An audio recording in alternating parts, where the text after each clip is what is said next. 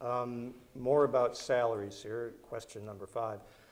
The Cleveland University Heights schools spend more than $516,000 annually on school nurse salaries. 4 nurses earn between $93,000 and $96,500 a year. Most of those pay rates are more than 40% higher than the $65,000 mean salary of private sector nurses in the Cleveland-Elyria Mentor area, according to the U.S. Bureau of Labor Statistics. Are these salaries excessive, again, for a school district with financial problems, and should the board address this, and if so, how? And I'll start with James. I actually did a little math on this particular subject because it initially bothered me when I read the cleveland.com story. But there's another way to look at these salaries and what the district is actually paying. And I just did a little bit quick math compared to Shaker. We're essentially per student paying around $90 to $93 per student for the student nurses. If you just sort of divide your cost, the 500-some thousand with the enrollment. Shaker, the number's between 97 and 94. Shaker's doing what our people are doing. We have 6 people, we have 6 nurses, they have 8.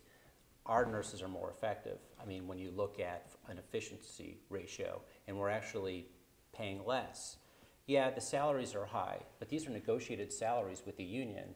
I mean, does the district actually have to go in and actually say, okay, well, we're going to start negotiating some of these individual rates down?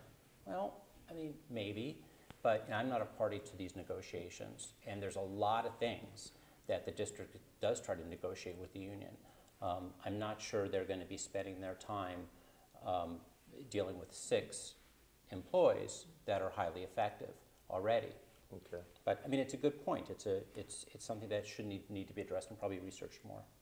Okay, Beverly. Well, I agree with James that because that's pretty high. I didn't realize that nurses made that much for schools. I think maybe the board maybe do need to look at doing something different, possibly maybe having one head nurse and putting in some assistants.